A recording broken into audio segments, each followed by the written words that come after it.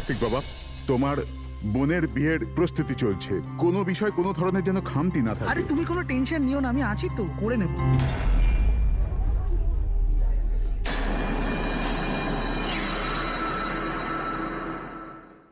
ওহো, বিয়ের বাড়ির ব্যাপার, মেহেন্দির অনুষ্ঠান। আরে দাদা কি করছেন, তাড়াতাড়ি করুন, অতিথিরা তো এক্ষুনি চলে আসবে। আন্টি, তুমি কেন এত টেনশন নিচ্ছ? বিয়ের বাড়ির ব্যাপার আর আমার মেয়ের বিয়ে, টেনশন তো হবেই, তাই না? আমি ওর বেস্ট ফ্রেন্ড হই না? আমি ওর ভালোভাবে খেয়াল রাখবো। তুই তাড়াতাড়ি যা, ওর তোকে দরকার হতে পারে। আরে দাদা, ওটা ওখানে নয়, এখানে রাখুন। হ্যাঁ,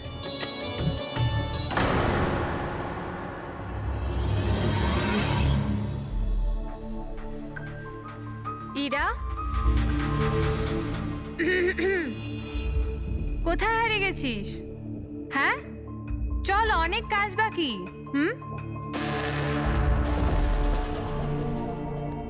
আমি এখনো বলছি যে দেরি বেশি হয়নি, চলো তাড়াতাড়ি যাই এখান থেকে। আরে আমাদের ছেলের ইরার থেকেও ভালো মেয়ে পাওয়া যাবে। আরে কি সেই একই কথা বলে যাচ্ছ? তোমার যদি জানা না থাকে জেনে ও বুঝে নাও, আমার ছেলে ইরাকে খুব ভালোবাসে এবং ওকেই বিয়ে করবে ঠিক করেছে। হ্যাঁ হ্যাঁ কার্তিক, এক্ষুনি আসছি আমি। অমৃতা, কি হয়েছে? তোর ভাই ফোন করেছে, কিছু কাজ আছে, এক্ষুনি আসছি। আর শোন, আজ মেহেন্দি তোর, তোর মুখে না একটু স্মাইল রাখ। হুম।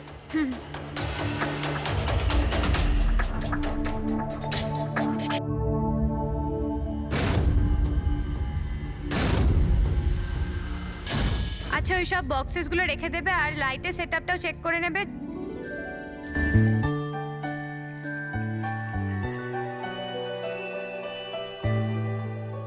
কি ব্যাপার? হ্যাঁ, খুব সুন্দর লাগছে আজকে। এরকম নয় তো যে বর এসে তোমাকেই না চেয়ে বসে। Very funny Lalit.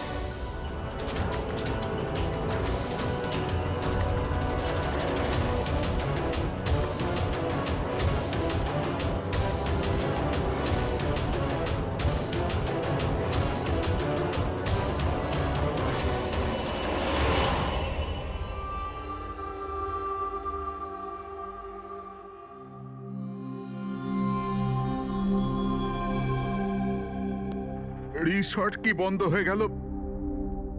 এর দেখভালের পুরো দায়িত্ব আমার ঘাড়ে এসে গেল। আর মালিকের এইটুকু বুদ্ধি তো থাকাই দরকার না? এত বড় রিসর্ট একলা মানুষ কি করে পরিষ্কার রাখবে? এই সুইমিং পুলটা একেবারে নোংরায় ভরে গেছে। যতই পরিষ্কার করো না কেন, দুদিন অন্তর ঠিক নোংরা হয়ে যায়, প্রতি দুদিন অন্তর। আরে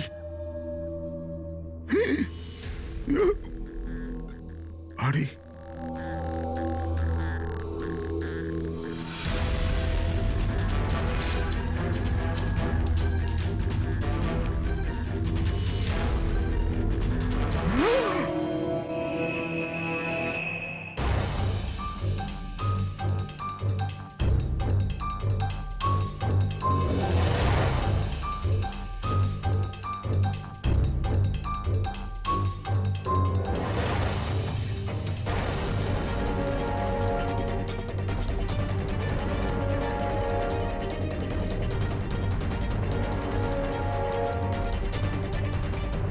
দেখো বাবলু, তুমি যদি কিছু না করে থাকো তাহলে ভয় পাওয়ার কোনো প্রয়োজন নেই। সিআইডি নির্দোষদের কখনো শাস্তি দেয় না, বুঝেছো? মনে হচ্ছে লাশ অনেকক্ষণ ধরে জলে আছে। হ্যাঁ দয়া, মনে হচ্ছে 12 ঘন্টার বেশি হবে। কোথাও কোনো আঘাতের চিহ্ন নেই বস, শুধু এখানে এই গলায় এখানে অদ্ভুত কিছু লেগে আছে। গলা টিপে মেরেছে? আপাতত দেখে তাই মনে হচ্ছে। এই রিসর্টের চাবি কি তোমার কাছেই থাকে? না স্যার, মালিকের কাছেও একটা আছে। তুমি গেটটা দেখাও তো। পঙ্কজ, দেখো তো, একটু ভালো করে চেক করো, দেখো কিছু পাওয়া যায় কিনা।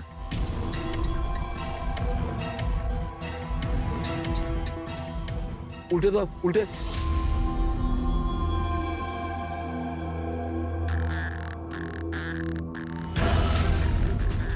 স্যার, এ তো ট্যাক্সির বিল দেখছি। ইনি কাল রাত্রে ডোমেস্টিক এয়ারপোর্ট থেকে ট্যাক্সি ধরেছিলেন। পঙ্কজ, এই লাশটার ফটো তুলে এয়ারপোর্ট সিকিউরিটিকে দেখাও আর এর পরিচয় জানো। তালা তো ভাঙা নেই, তার মানে হলো কেউ চাবি দিয়ে খুলে ভিতরে ঢুকেছে, বা হয়তো অন্য কোনোভাবে। হতে পারে স্যার এই রিসর্টেরই কোনো কোণাতে এই অপরাধটা হয়েছে। বা হতে পারে দয়া ওকে এখানে মেরেই এখানে ফেলে দিয়েছে, বা অন্য জায়গায় মেরে ওর লাশটাকে এখানে ফেলে রেখেছে।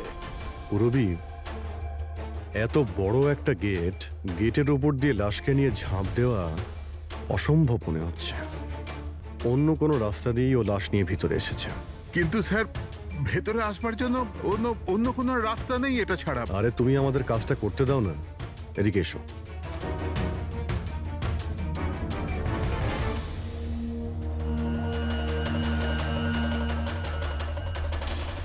এই দেখো পুরবী, এখানে দেওয়াল ভাঙা রয়েছে, নিশ্চয়ই এখান দিয়ে এসেছিল ওই খুনি। তাহলে তো স্যার এখান থেকে কোনো সূত্র পাওয়া যেতে পারে।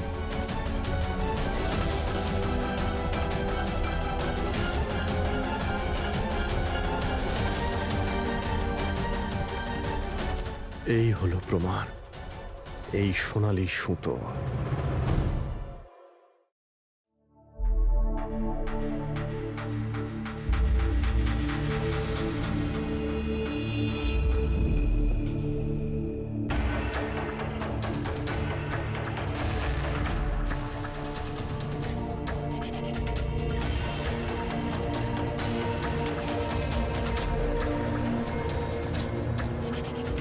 আশ্চর্য ব্যাপার, একটা অদ্ভুত জিনিস লেগে আছে এর গলার উপরে।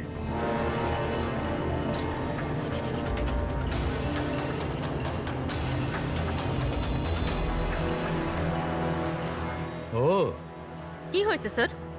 একটু শুঁকে দেখো এটা। মেহেন্দি? মেহেন্দি সারিকা, এর গলার উপর মেহেন্দির দাগ। সারিকা, এর মৃত্যু হয়েছে গলা টেপার কারণে। গলায় আছে মেহেন্দির চিহ্ন, তার মানে যে এর গলাটা টিপে ধরেছিল ওর হাতে মেহেন্দি লাগানো ছিল। আর খুনটা যে করেছে সে হয়তো কোনো মেয়ে, আর ও সেই সময় খুন করেছে যখন ওর হাতের মেহেন্দি ঠিক করে শুকোয়ও নি। রাইট। আজকাল এমনিতেও বিয়ের সিজন চলছে, হয়তো কোনো ফেস্টিভ্যাল, ফাংশন বা বিয়ে বাড়িতে গিয়েছিল। রাইট, এই জন্য অভিজিৎ ওখান থেকে সোনালী সুতো পেয়েছিল। হয়তো কোনো দামি ড্রেসে যেটা পরেও পার্টিতে যাচ্ছিল। তার মানে হচ্ছে এই সোনালী সুতো আর গলায় লেগে থাকে এই মেহেন্দি আমাদের খুনি পর্যন্ত পৌঁছে দেবে।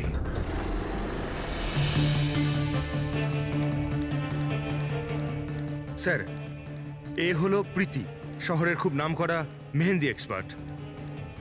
দেখো মা, আমি চাই যে তুমি লাশটাকে দেখো, আর এর গলায় যে মেহেন্দি লেগে আছে, যার দাগটা আমরা দেখতে পাচ্ছি, সেটার ব্যাপারে আমাদের ইনফরমেশন দাও। ডোন্ট ওয়ারি, ভয় পাবার কিচ্ছু নেই, আমরা সবাই এখানে আছি।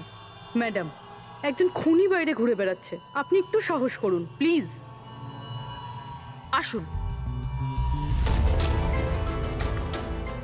আমার মনে হচ্ছে কোনো মেহেন্দি পরা হাত এর গলাটা টিপেছিল। ভালো করে দেখুন একটু। আর কিছু মেহেন্দি ভিকটিমের চুলেও লেগে রয়েছে, মাথার পেছন দিকে। মেহেন্দির টেক্সচার খারাপ হয়ে গেছে, কিন্তু এটা মনে হচ্ছে যে এই মেহেন্দিটা হাত দিয়ে লাগানো হয়েছে। হাত দিয়ে?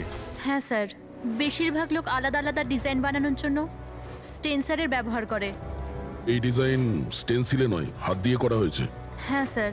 আচ্ছা, আপনি প্লিজ 1 মিনিট এদিকে আসবেন।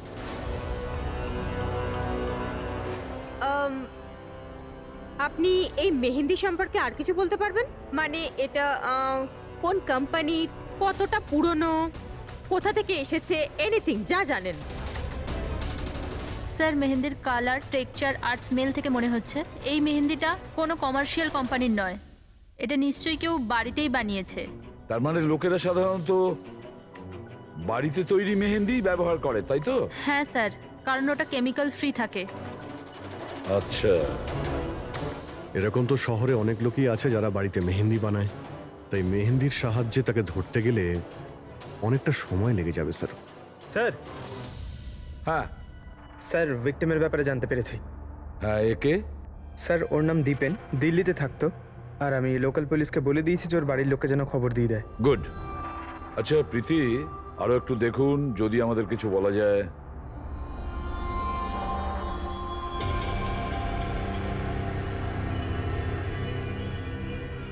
এক মিনিট স্যার। স্যার মেহেন্দির ডিজাইন থেকে আর একটা কথা বোঝা যাচ্ছে। সেটা কি? স্যার ওই মেয়েটার ব্যাপারে, যার মেহেন্দি এর ঘাড়ে লেগেছে, ওই মেয়েটার বিয়ে এমন একটা ছেলের সাথে হচ্ছিল যার নাম আর দিয়ে শুরু হয়। আর লেটার দিয়ে শুরু, সেটা কিভাবে জানা গেল? বেশিরভাগ নতুন বউ যখন মেহেন্দি লাগায় তো নিজের স্বামীর ইনিশিয়াল লেটার হাতে লেখায়। তো স্যার এটা সেই ইনিশিয়াল লেটার।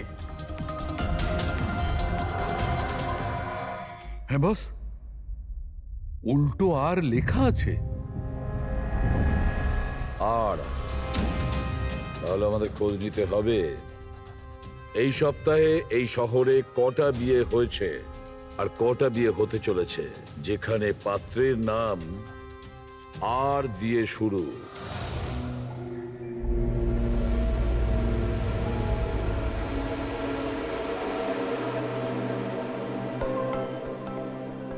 অদ্ভুত স্যার, এই মাসে 120 জনের বিয়ে, একই মাসে এতজনের বিয়ে। হ্যাঁ পঙ্কজ, এখন বিয়ের ভালো লগ্নসা আছে। যদি তুমি বিয়ে করো তো সময়টা একদম ঠিক। আরে বিয়ে আর কি করে করব স্যার?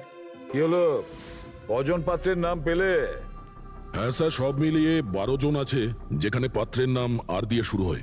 আচ্ছা, হ্যালো, হ্যাঁ হ্যাঁ হ্যাঁ হ্যাঁ স্যার এর গাড়িটা দেখছি একটা শব্দেই আটকে আছে। হ্যাঁ হ্যাঁ হ্যাঁ হ্যাঁ হ্যাঁ ওকে ওকে, থ্যাংক ইউ স্যার। হ্যাঁ পঙ্কজ। দিল্লি থেকে অফিসার ফোন করেছিলেন। উনি বলছিলেন যে দীপেনের বাড়িতে গিয়েছিলেন কিন্তু কেউ ছিল না, আর প্রতিবেশীকে জিজ্ঞেস করে জানতে পেরেছেন ওর একটা বোনও আছে। শালিনীর নাম্বার দিয়েছেন উনি? হ্যাঁ স্যার, পাঠিয়েছেন। আর উনি বলছিলেন যে দীপেন মাত্র 4 মাস আগেই ওখানে শিফট হয়েছে। একটা মেয়ের সঙ্গে ব্রেকআপ করে আর অন্য কারোর সঙ্গে বিয়ে করে নেয়। এই জন্য শালিনীর সঙ্গে ওর ঝগড়া হয় আর সেই জন্য এখানে চলে আসে। কি নাম বললে ওই মেয়েটির যে দীপেনকে মনে আঘাত দিয়েছে? ইরা। ইরা? স্যার হতে পারে কালকে রাত্রে দীপেন ইরার বিয়ে পণ্ড করতে এসেছিল এখানে, আর ইরা ওকেই মেরে দিয়েছে। আচ্ছা, এই ওয়েডিং কার্ডসে ইরা নামের কোনো মেয়ের কার্ড আছে?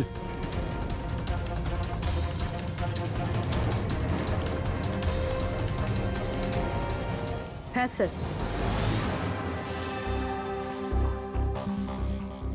ইরা ওয়েটস রোহিত, এই দেখুন। এই দেখো, ইরা ওয়েটস রোহিত, আর ওদের বিয়ে আজকেই।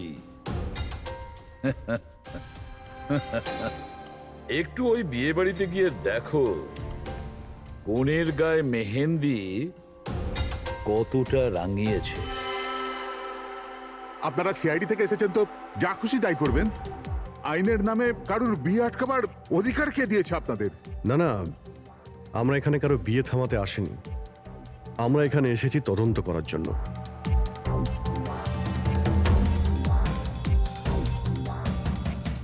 কিন্তু স্যার, আপনাদের এই তদন্ত আমার বোনের বিয়ের পরেও তো করতে পারেন।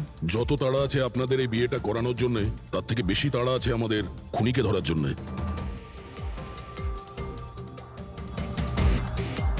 একে চেনেন আপনারা?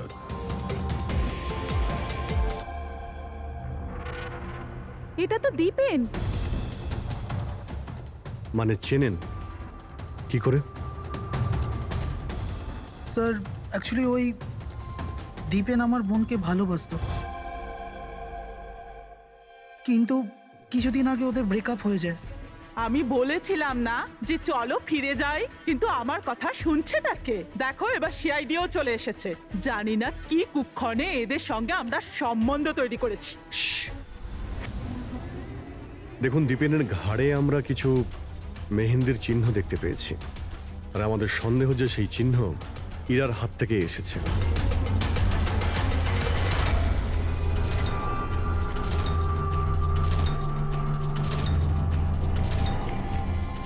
পুরো বিয়ে একবার দেখে নাও তো। ইরা, একবার একটু ওঠো তো। ম্যাডাম কি করছেন আপনি? এখনো তোমার বউ নয়, ও এখন একজন সাসপেক্ট। আমাদের সন্দেহের তালিকায় আছে। আমাদের সন্দেহ যে দীপেনকে খুন করেছে। ইরা এসব কি বলছে? মানে কি? তোমার হাতটা দেখাও।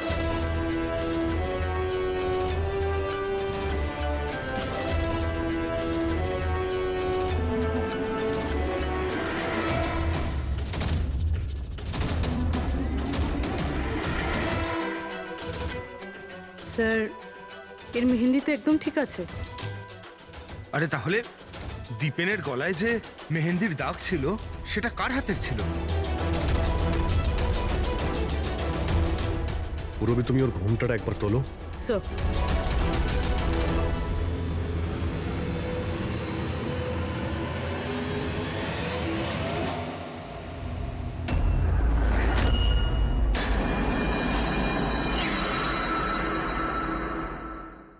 অমৃতা, তুমি এই মণ্ডপে কি করছো? আর আমার মেয়ে ইরা কোথায় বলো?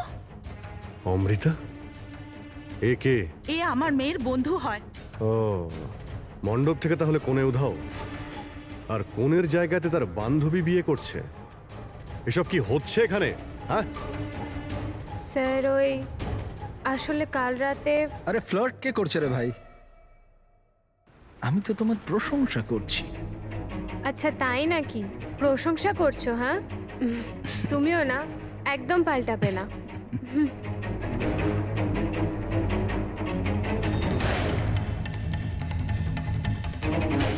এই লোকটা কি জ্বালা। অমৃতা, অমৃতা শোনো। কার্তিক, কি হলো? ওই আমি এক্ষুনি দীপেনকে দেখলাম, ও ইরাকে টেনে নিয়ে যাচ্ছিল। দীপেন? হ্যাঁ। ওর এত সাহস কোথায়? ও ওইদিকে চলো।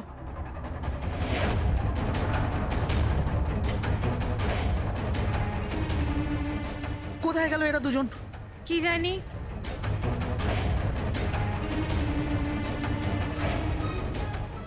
এটা তো ইরার ফোন। পাওয়া যায়নি ওকে? না স্যার, ওদের পাইনি। তো দীপেন এখানে এসেছিল আর ইরাকে জোর করে নিয়ে গেছে, কিডন্যাপ করে। স্যার, কিডন্যাপ তো বলা যায় না, কিন্তু কিডন্যাপ বলা যাচ্ছে না মানে? ওই অমৃতা, এটা একটা মার্ডার কেস, আর সিআইডির কাছ থেকে কিছু লুকোনোর চেষ্টা করলেও সেটা খুব খারাপ হবে। অমৃতা, যা জানো সত্যি সত্যি বলো। স্যার, স্যার সত্যি তো এটা যে ইরা এই বিয়েটা করতেই চাইছিল না। ও তো দীপেনকে ভালোবাসতো।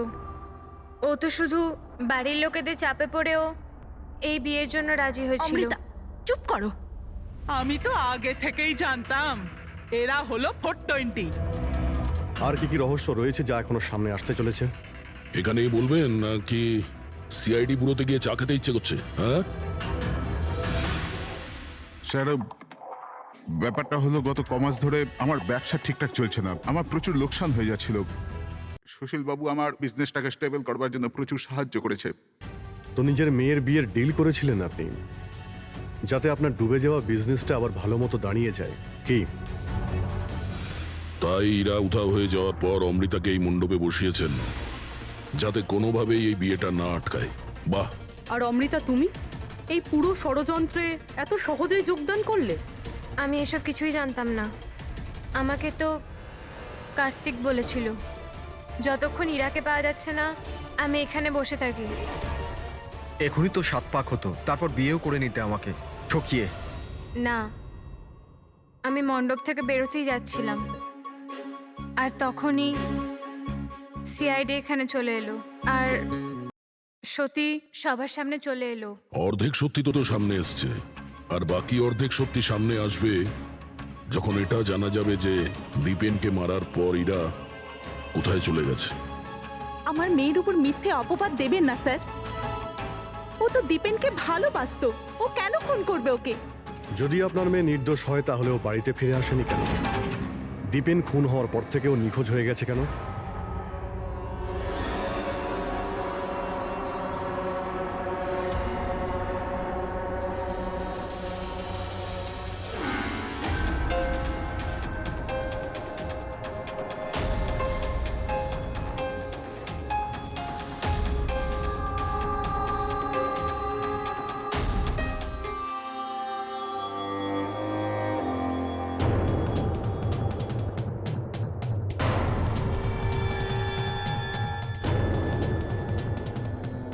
তালা?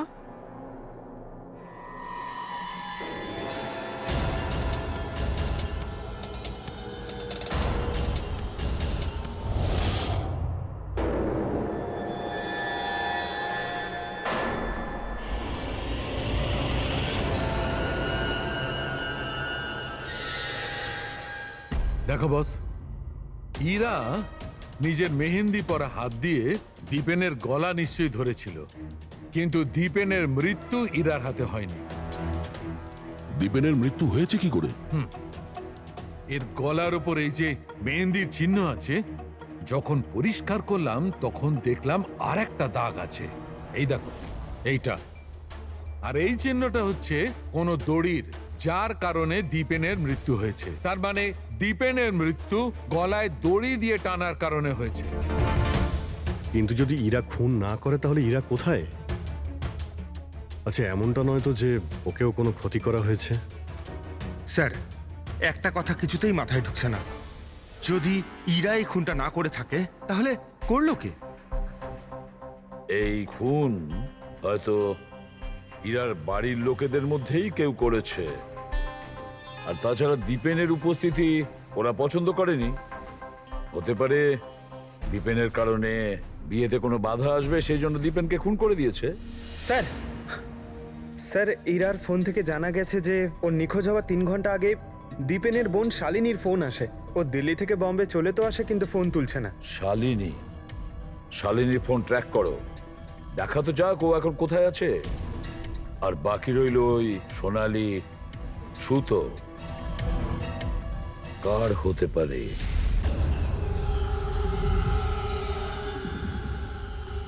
আমাকে আপনারা বলবেন এসবের মানেটা কি? আর আপনারা এই মেহেন্দি অনুষ্ঠানের জামা কাপড়গুলো এনেছেন কেন? দেখুন, আমরা কিছু সোনালি সুতো পেয়েছি ক্রাইম সিন থেকে। আর ওই সোনালি রঙের সুতো যার কাপড়ের সঙ্গে ম্যাচ হয়ে যাবে, খুনি সেই। ইরাকে সন্দেহ করছিলেন, কি ওই সন্দেহ দূর হয়ে গেছে? হ্যাঁ, আপাতত তো ধরে নিন যে ওই সন্দেহটা দূর হয়ে গেছে, কারণ দীপেনের মৃত্যু দড়ি দিয়ে শ্বাসরোধ করে হয়েছে, ওই মেহেন্দি লাগানো হাতে নয়। তার মানে আপনাদের এটা মনে হচ্ছে যে খুনি আমাদের মধ্যে থেকে কেউ বোধহয় করেছে? কারেক্ট। এখন শুধু সেটাই দেখতে হবে যে ওই সোনালি রঙের সুতো কার কাপড়ের সঙ্গে ম্যাচ করে। আশ্চর্য, রেশমের ছোট ছোট টুকরো থেকে আপনারা এত বড় একটা সিদ্ধান্ত নেবেন। জানি না ওই টুকরোটা ম্যাচ করবে কিনা। অদ্ভুত কথা তো আপনি বলছেন রাজনবাবু। আপনার হঠাৎ খুব অসুবিধা হচ্ছে? উল্টে আপনার খুশি হওয়ার কথা যে আমরা আপনার মেয়েকে এবারে সন্দেহ করিনি।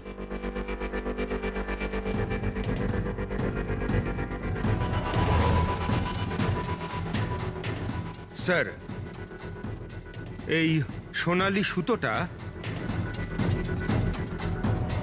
রাজেনের পাঞ্জাবির সাথে ম্যাচ করে। স্যার, এই দেখুন, সুতোটা এইখান থেকে ছিঁড়েছে।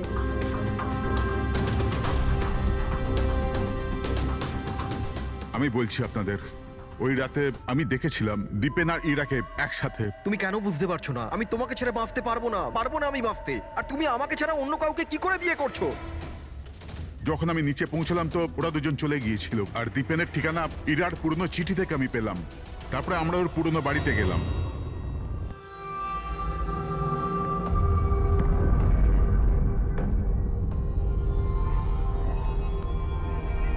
এ কি, দীপেন এইখানে? ইরা, ইরা, ইরা, ইরা, ইরা, ইরা মা।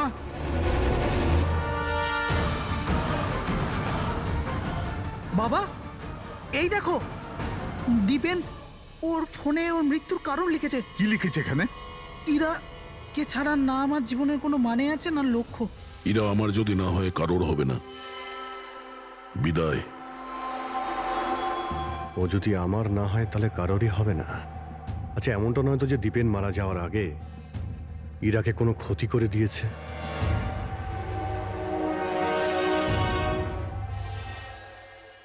হ্যাঁ পঙ্কজ, হ্যাঁ, দীপেনের বোন শালিনীর মোবাইল ফোন ট্র্যাক হয়ে গেছে।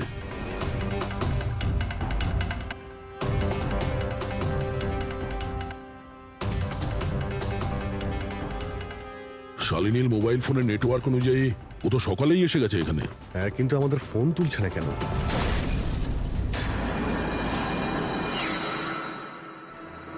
ব্লাস্ট! শালিনী, শালিনী, শালিনী, শালিনী, শালিনী, শালিনী!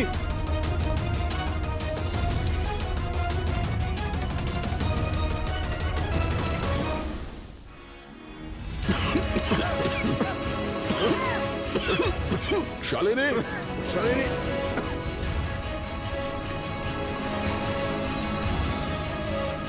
শালিনী, শালিনী!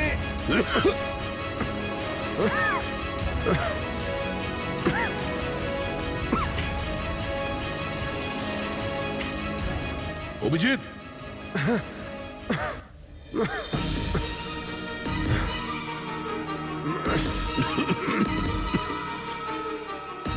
অভিজিৎ সাবধানে। কে ওখানে?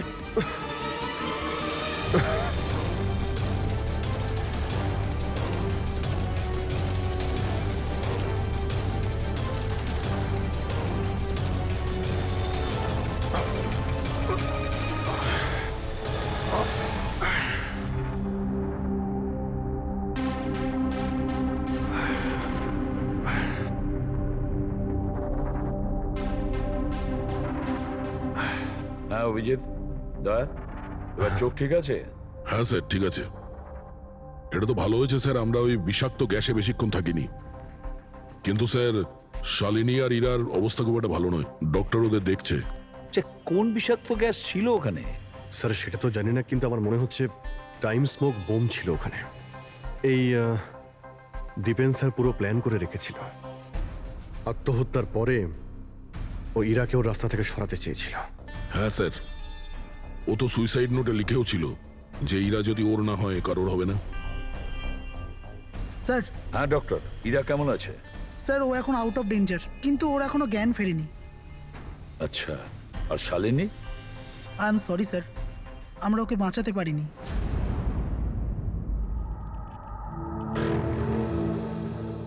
স্যার, স্যার এই দীপেন শুধু নিজের প্রাণ নেয়নি, বরং ওর বোনের মৃত্যুরও কারণ হয়েছে।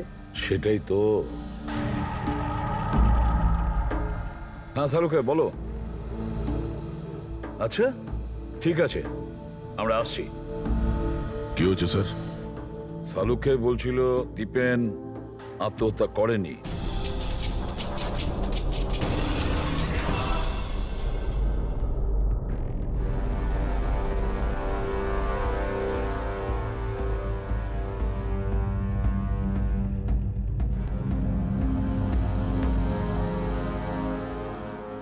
আরে বলে ফেলো না শালুকে, একবার ফাইনালি বলে দাও, দীপেন আত্মহত্যা করেছে নাকি ওকে খুন করা হয়েছে? বস, আমি জানি যে তোমরা খুবই বিরক্ত হচ্ছ। তোমাদের মনে হচ্ছে শালুকে কোনো কথাই বলছে না। কখনো বলছে ইরা দীপেনকে হত্যা করেছে, কখনো বলছে যে দীপেনের হত্যা ইরা করেইনি, কখনো বলছে দীপেন আত্মহত্যা করেছে, কখন বলছে দীপেন আত্মহত্যা করেনি। কিন্তু আমি কি করব ভাই, এই কেসটার সূত্র খুব অল্প অল্প করে আসছে।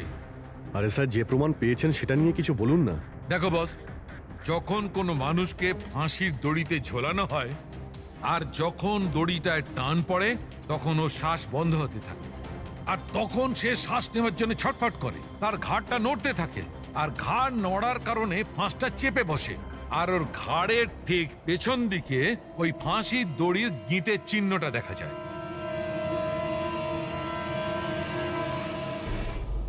হ্যাঁ স্যার, দাগ তো আছে। আর স্যার এর ঘাটটা এইভাবে হেলে রয়েছে কেন? এটা কিসের জন্য? হ্যাঁ, এর ঘাটটা হেলে আছে কারণ এ আগেই মারা গেছে। যদি একজন মৃত ব্যক্তিতে ফাঁসিতে ঝুলিয়ে দেওয়া হয় তবে ও শ্বাস নেওয়ার জন্য ছটফট করবে না, আর সেই জন্যে ওর ঘাড়ের পেছনে গিঁটের চিহ্নটা পাওয়া যাবে না। না, এর পিছনে তো কোনো চিহ্ন নেই। কারণ ঘাড়টা গিঁটের সংস্পর্শে আসেইনি। তুমি নতুন কি আর বললে? আমরা কি এগুলো জানি না? দেখো শালুকে, তুমি শুধু এটা বলো, দীপেনের ঘাড়ের পিছনে ফাঁসির দড়ির গিঁট আছে, হ্যাঁ কিংবা না? দীপেনের ঘাড়ের পেছনে দড়ির গিঁটের চিহ্ন নেই। এসো আমি দেখাচ্ছি। এই দেখো বস, দীপেনের ঘাড়ের ওপর কোনো চিহ্ন নেই। ও, তার মানে খুনি আমাদের ভুল বোঝাচ্ছিল। আগে থেকেই মরে যাওয়া লোককে ঝুলিয়ে দিয়েছে যাতে মনে হয় আমাদের সুইসাইড করেছে। অনেক লম্বা প্ল্যানিং করেছিল। এমন কেউ রয়েছে যে দীপেন আর ইরা দুজনকেই মারতে চেয়েছিল। আর ওই সুইসাইড নোট সেটাও খুনি লিখেছে। হ্যাঁ স্যার, দীপেনের সুইসাইড নোট দীপেন নিজে লেখেনি। আমি এই মেসেজের অ্যানালাইসিস করিয়েছি একজন লিঙ্গুইস্টিক এক্সপার্টকে দিয়ে। ডক্টর সারিকা, এই লিঙ্গুইস্টিক এক্সপার্ট কি হয়? স্টাইলোমেট্রি নামের একটা শিল্প হয়। যেমন ধরুন, যেমন প্রত্যেক মানুষের আঙ্গুলের ছাপ আলাদা আলাদা হয়, ঠিক তেমনই তার হাতের লেখা স্টাইল, তার ধরন আলাদা আলাদা হয়। প্রত্যেকটা মানুষের লেখার ধরন আলাদা। কেউ অক্ষরগুলোকে একটু ছোট ছোট লেখে, কেউ অক্ষরগুলো বড় বড় লেখে, মাঝখানে অনেকটা ফাঁকা থাকে। কেউ একদম সোজা লাইনে লেখে, কেউ এবড়ো খেবড়ো লেখে। কিছু লোক প্রত্যেকটা অক্ষরের পরে কমা দেয়, যেমন ফ্রেডি দিয়ে দেয়। সবার লেখার ধরন আলাদা আলাদা। এক্সপার্ট এগুলোও বলতে পারেন? শুধু এটুকুই নয়, এক্সপার্ট এটাও বলতে পারে যে টাইপ করেছে সে নারী না পুরুষ। তাহলে সারিকা, ওই সুইসাইড নোট দীপেন লিখেছে কি না? না স্যার, আমি দীপেন আর ইরা দুজনের ফোনসে চেক করেছি, তো আমি একজনের সম্পর্কে জানতে পেরেছি যার লেখার ধরন এক্স্যাক্টলি সুইসাইড নোটের সঙ্গে ম্যাচ করছে। এই যে সেই মেসেজ, এই মেসেজেও সুইসাইড নোটের মতো প্রত্যেকটা সেন্টেন্সের মাঝে 3টে ডট আছে। প্রত্যেকটা সেন্টেন্স শর্ট আর ক্রিস্প, আর প্রত্যেকটা মেসেজ হয় গুড বাই না হলে বিদায় লিখে শেষ করা হয়েছে। যেভাবে ওই সুইসাইড মেসেজে বিদায় লেখা হয়েছিল, এখানে গুড বাই লেখা হয়েছে। আচ্ছা, তার মানে হলো আমরা সেই খুনিকে খুঁজে পেয়েছি।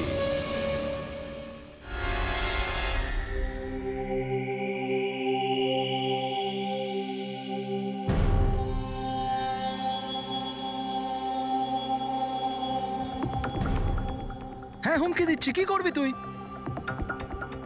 সিআইডির সামনে কাউকে হুমকি দেওয়া ভালো কথা নয়। কিন্তু আমি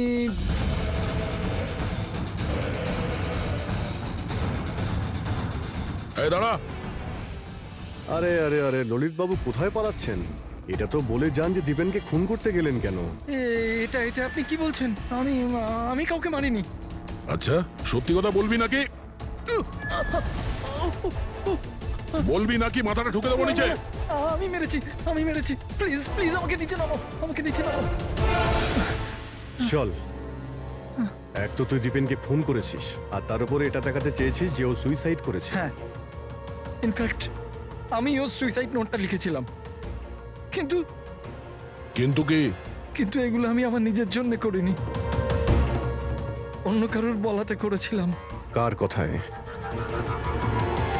ডাক্তারবাবু, আমার মেয়ের জ্ঞান কখন ফিরবে? ভয় পাওয়ার কিছু নেই, খুব তাড়াতাড়ি জ্ঞান ফিরে যাবে।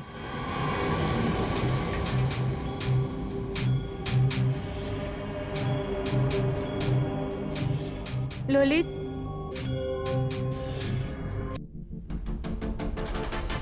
তোমার হাতে হাত করা কেন লাগানো আছে? আসামির হাতে হাত করা থাকবে না তো কি থাকবে বলুন তো? অপরাধী? হ্যাঁ, এই অপরাধী নিজের অপরাধ স্বীকার করেছে ললিত। দীপেনকে এই মেরেছে।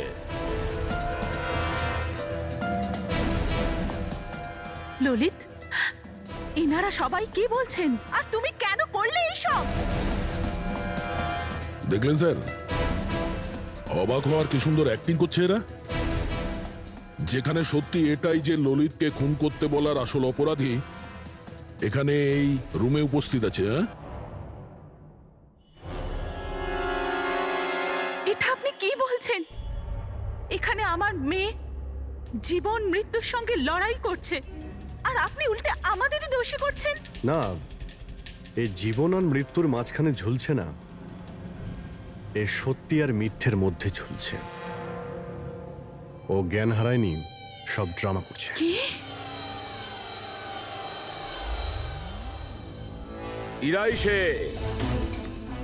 ইরাই ললিতকে বলেছে দীপেনকে মেরে ফেলার জন্য।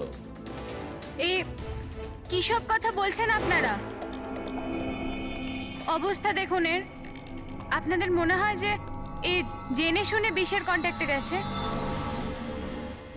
স্যার, ইঞ্জেকশন লাগিয়ে দিই? হ্যাঁ হ্যাঁ নিশ্চয়ই, তাড়াতাড়ি। এটা কিসের ইঞ্জেকশন লাগাচ্ছেন আপনারা? সত্যি কথা বলার, এই ইনজেকশনে একটা কেমিক্যাল আছে যেটা শরীরে যেতেই মানুষ সত্যি কথা বলতে শুরু করে।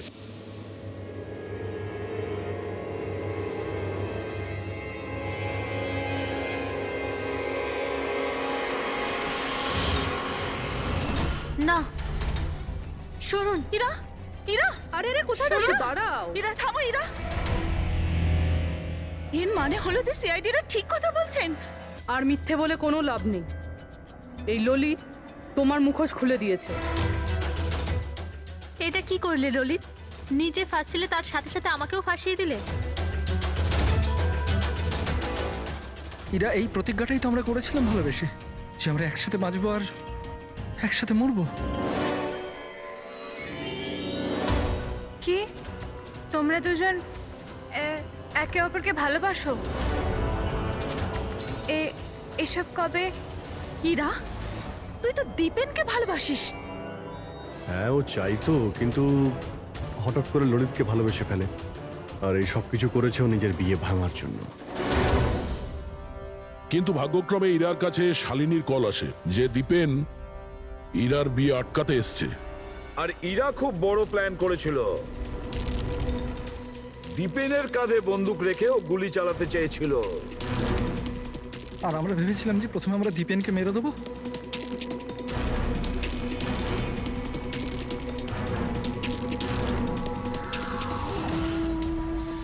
আর অনেক দূরে গিয়ে তোমরা ঘর বাঁধবে, কিন্তু ভুলে গিয়েছিলে তোমরা যে অন্যায়ের পথে কখনো সাফল্য আসে না, বুঝেছো? আমাদের প্ল্যান একদম ঠিকঠাক চলছিল, কিন্তু বাবা আর কার্তিক এসে আমাদের প্ল্যানে জল ঢেলে দিল।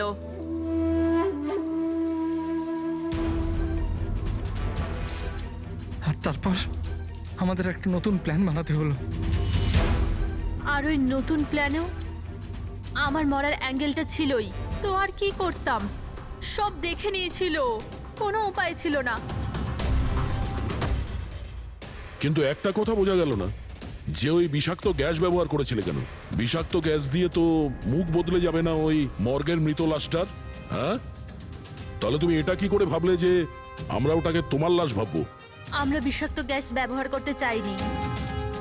আমরা ওই বাড়িটাকে বোম দিয়ে ওড়াতে চেয়েছিলাম, কিন্তু এই ললিত ভুল করে কি বোম নিয়ে এসেছিল যেটা ফাটলই না, ফুস হয়ে গেল।